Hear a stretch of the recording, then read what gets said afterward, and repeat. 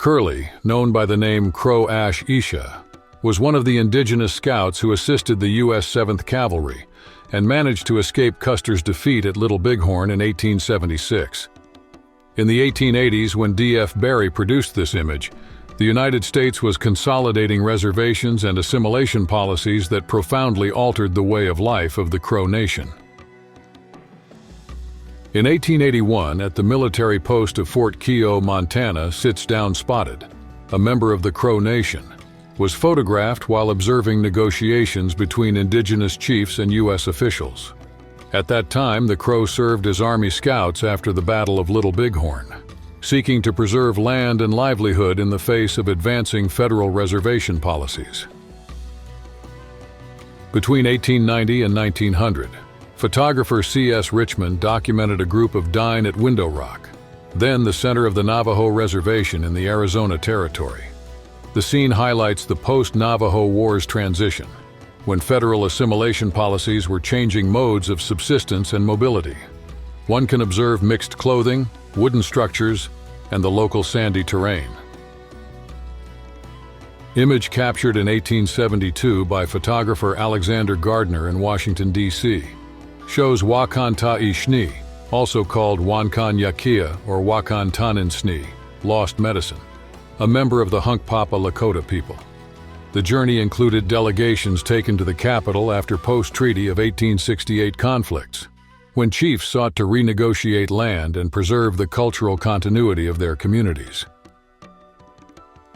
Philip Return, a Lakota scout in the service of the United States Army at the end of the 19th century, poses in military uniform, a typical scene of indigenous co-optation policy after the Sioux War of 1877. The image, made by Jeffrey Duncan between 1880 and 1900, reflects the forced transition of the Plains peoples into the reservation system and the resulting identity tensions. In 1900, at the turn of the century, a Navajo shaman was photographed on a ceremonial mission. The silver ornaments, turquoise beads, and long ribbons indicate his position as a Hatali, a mediator between the physical and spiritual worlds. The image also documents the moment when the Dine Nation kept the chantways alive, complex healing and balancing rituals on the arid Arizona plateau.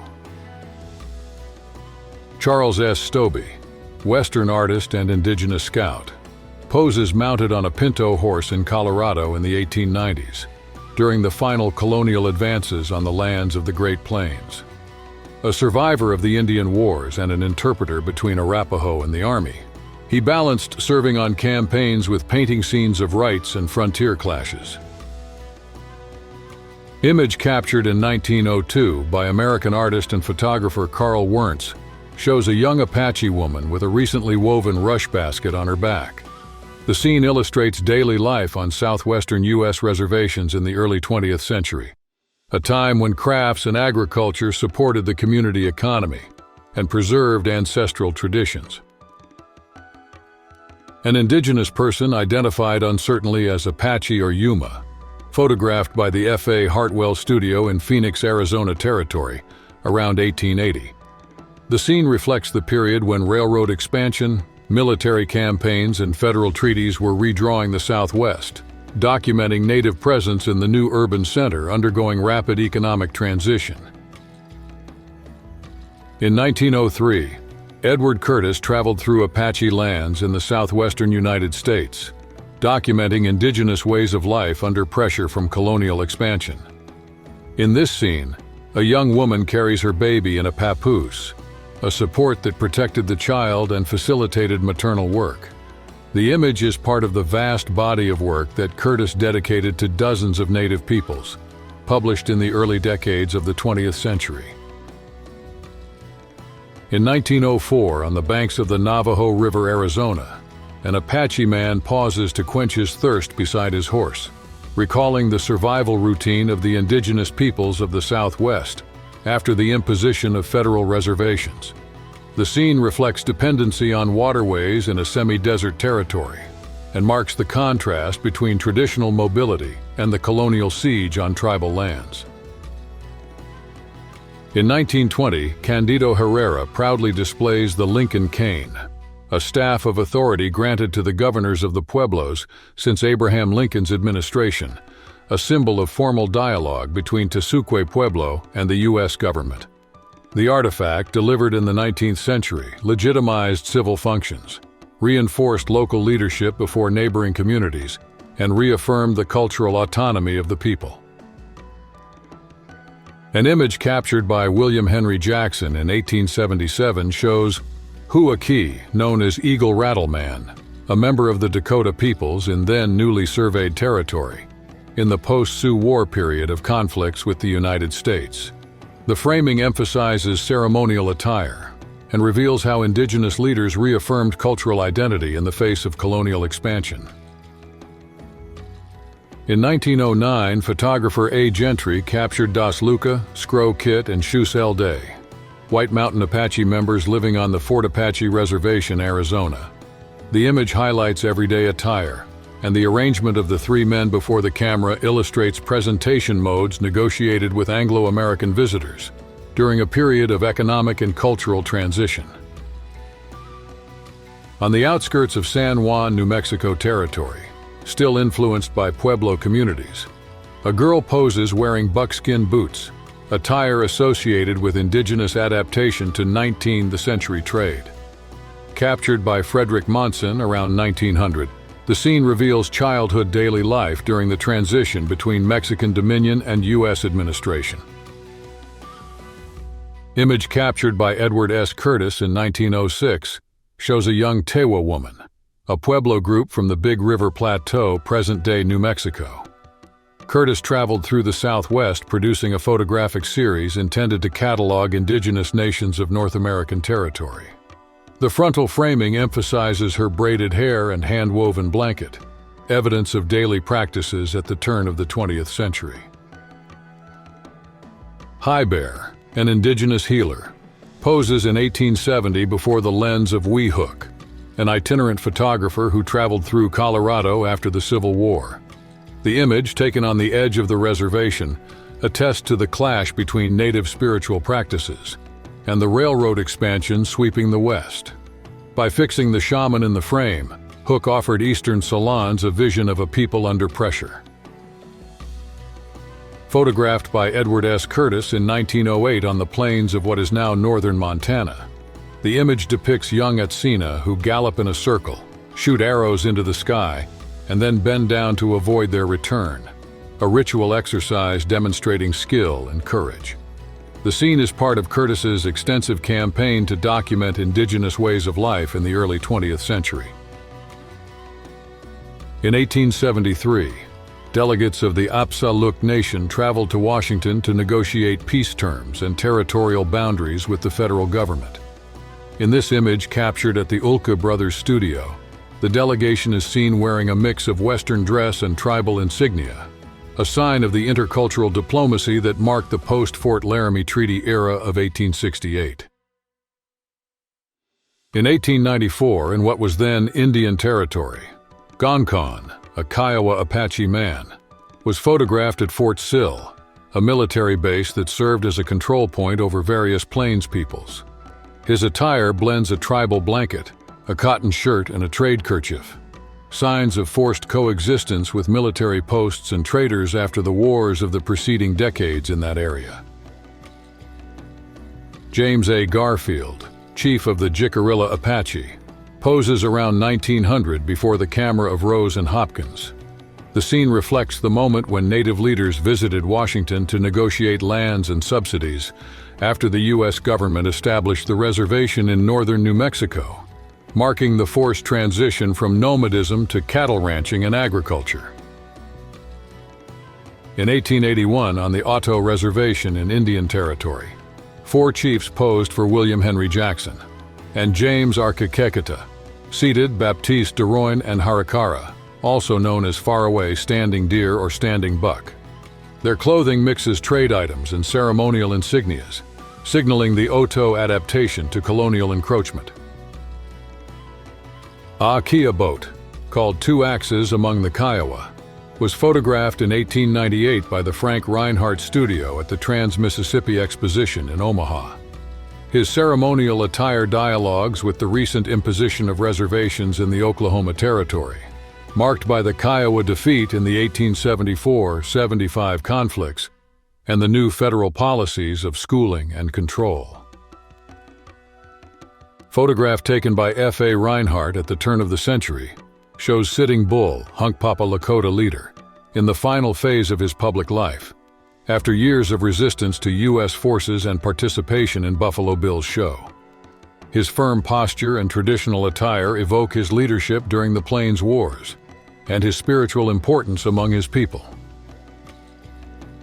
A 1901 photograph shows the indigenous leader Hinma Tuya known as Chief Joseph, a prominent spokesman for the Nez Perce people after the 1877 war. His serene features contrast with the memory of the arduous exodus of more than 2,000 kilometers toward Canada, interrupted by the surrender that symbolized Native resistance to U.S. expansion. In 1924, on the mesa of Sky City, New Mexico, 3 Acoma Pueblo leaders posed for a photographer's lens. In the center, James H. Miller displays the Lincoln cane, an insignia granted in 1863 by the U.S. government confirming the traditional authority of the Acoma people.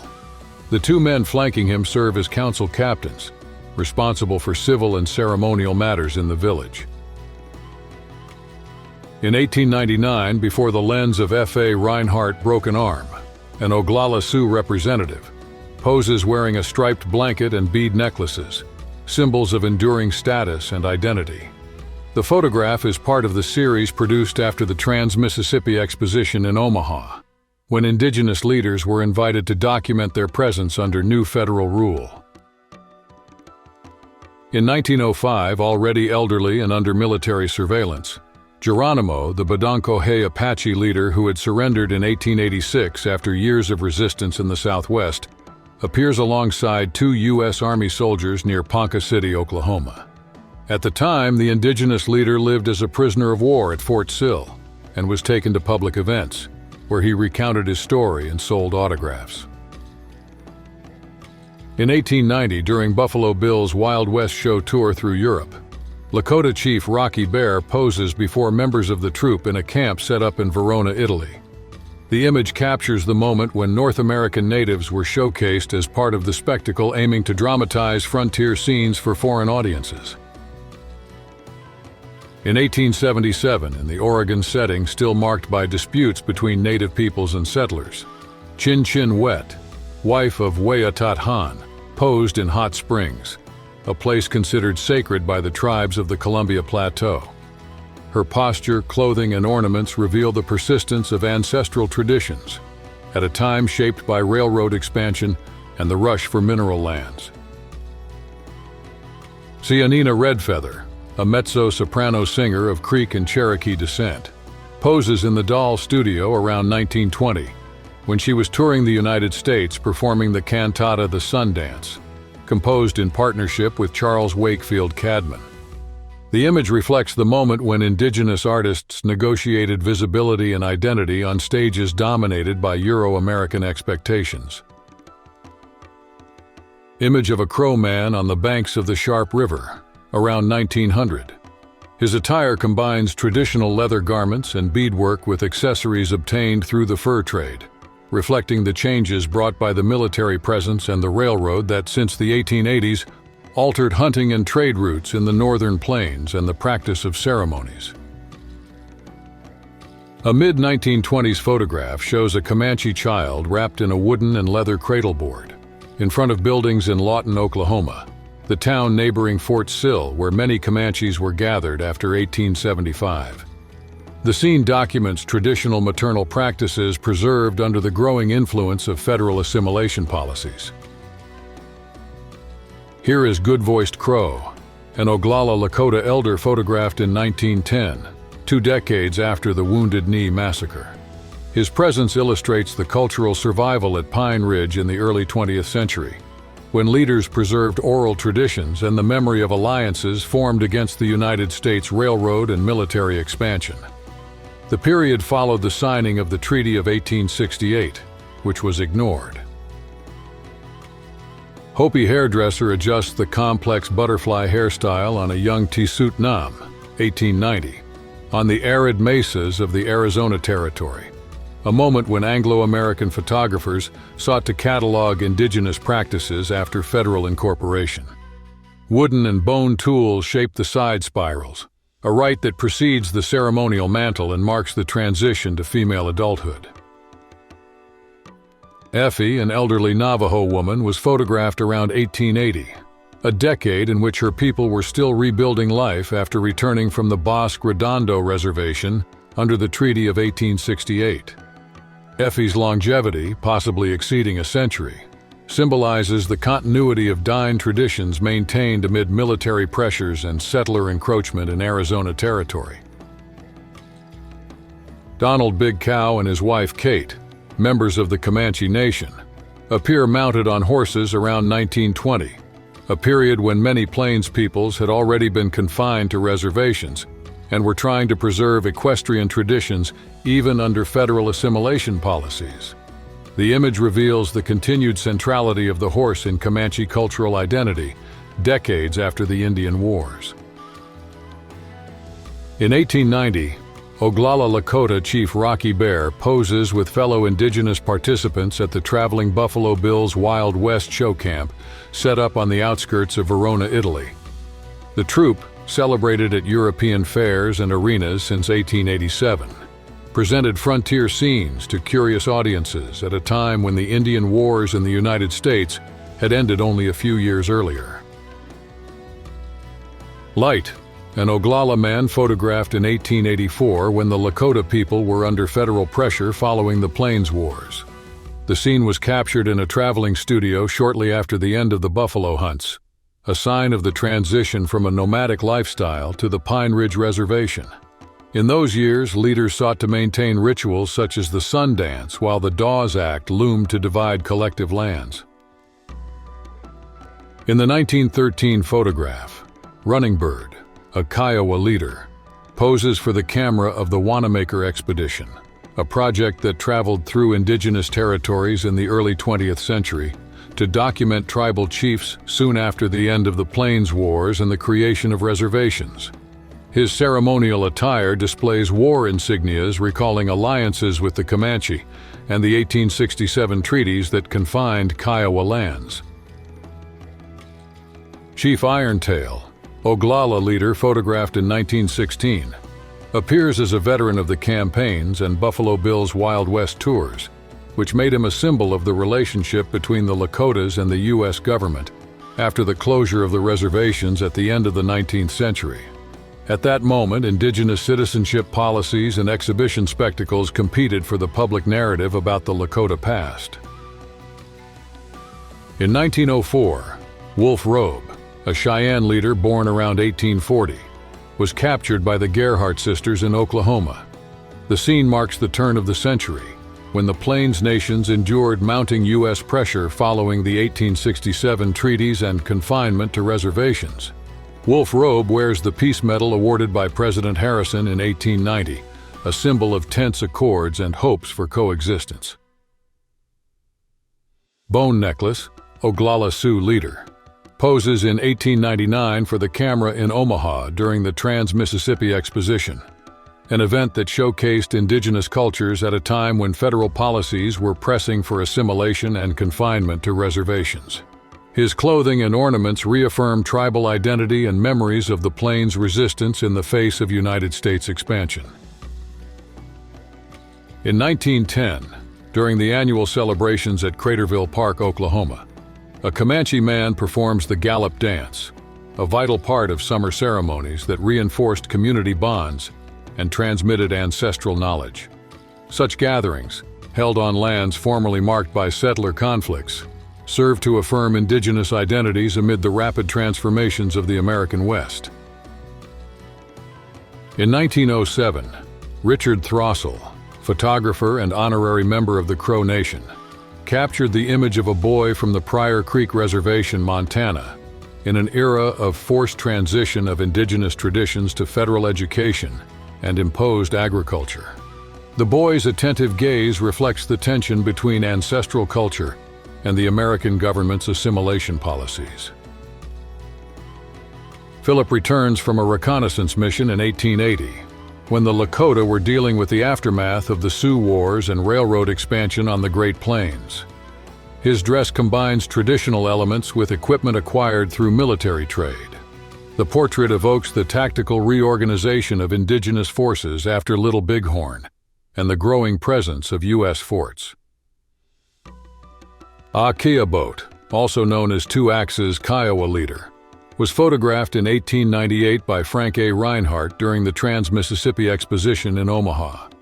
The solemn pose, the fur cap, and the shell pendants illustrate pan-tribal trade alliances and reaffirm Kiowa cultural persistence during a period of federal pressure for reservation assimilation. Barboncito, a prominent Diné chief, appears in 1870 shortly after leading his people back to their ancestral territory. 2 years earlier, he had signed the Treaty of 1868, which ended the Bosque Redondo captivity and allowed their return to lands in present-day Arizona, New Mexico. His steady gaze reflects the long walk's hardships and his determination to rebuild Navajo society. Enchanted Mesa, a rock formation sacred to the Acoma people, appears here observed from the eponymous village on the New Mexico Plateau. The scene, captured by Frederick Monson in the early 20th century, coincides with the period when anthropologists and photographers documented Pueblo spaces before the construction of federal roads that would alter the region's isolation. In 1916, Irontail, an Oglala Lakota chief, poses for the camera wearing an eagle feather headdress and beadwork that symbolize war deeds and prestige. By that time, he was already a celebrated figure in the United States, having toured with Buffalo Bill's Wild West show and helped introduce urban audiences to Lakota culture during the nation's industrial expansion. Photograph of a young Hopi woman in Oribe, Arizona, circa 1900, displaying the plaque hairstyle that signaled marriage eligibility according to community tradition. The scene is set in a period marked by federal indigenous assimilation policies, when glass plate cameras were beginning to capture aspects of daily life in the villages of the Colorado Plateau. A Navajo artisan works silver in 1890, a period when the community, already 4 decades familiar with the metal from Mexican silversmiths, was developing its own techniques like chasing and repousse. Silver and turquoise jewelry became currency at trading posts, and with the arrival of the railroads, a mark of cultural identity in the southwestern United States. Goshona, a member of the Apache people, was photographed in 1900 by Edward S. Curtis during his extensive project documenting indigenous nations at a time when federal policies accelerated confinement to reservations. The image highlights individual dignity amid the pressures of territorial loss and cultural transformation that marked the American Southwest at the turn of the 20th century. Photograph of Ella Deloria, a Yankton Sioux intellectual born in 1889, taken around the 1930s. During this period, Deloria traveled the northern plains, recording oral narratives and compiling Dakota grammars, a body of work that earned her renown as a primary source for scholars of North American indigenous cultures. In 1941, she published Dakota Grammar, the culmination of her research. In 1877, Chin Chin Wet, wife of Weatat Han, was photographed by Briggs at Warm Springs, Oregon. The image documents the period shortly after the creation of the Warm Springs Reservation, when Wasco and Paiute communities faced federal assimilation policies and loss of traditional territories, reflecting the tensions of the post-Modoc War American West. Kiowa men pose in 1898 before the lens of F. A. Reinhardt in Nebraska during the Trans-Mississippi Exposition, a time when indigenous peoples traveled to fairs and congresses to display their clothing, ornaments, and narratives. The scene offers a glimpse of the post-Plains War era and life on reservations established by the U.S. government. An 1880 photograph by C. Bell shows Medicine Crow, political and diplomatic leader of the Crow Nation, at a time when the United States government was intensifying treaties that restricted indigenous territories. The image documents the transition from tribal power to models imposed by Washington, and reveals Medicine Crow's role as a mediator between cultures. Harry with Horns, a member of the Lakota people of the Rosebud Reservation, South Dakota, is captured by Jesse H. Bratley's lens in the late 1890s, a period of indigenous societal reconfiguration following the 1890 military defeat, and the imposition of fixed boundaries by the U.S. government. His horned headdress signals ceremonial prestige and leadership in times of change. John Hollowhorn Bear, Brule Lakota chief, was photographed in 1898 by Frank A. Reinhardt during the Trans-Mississippi Exposition in Omaha. The image is part of the series commissioned to document indigenous representatives invited by the U.S. government to discuss reservation policies, showcase native cultures, and debate the future after the recent Sioux Wars. Hand-colored by Roland W. Reed, this photograph shows a young woman of a Plateau tribe around 1905, when Euro-American photographers traveled the Northwest United States, seeking to visually preserve ways of life threatened by rapid railroad expansion and early 20th century economic changes. Her attire indicates the importance of seasonal rituals,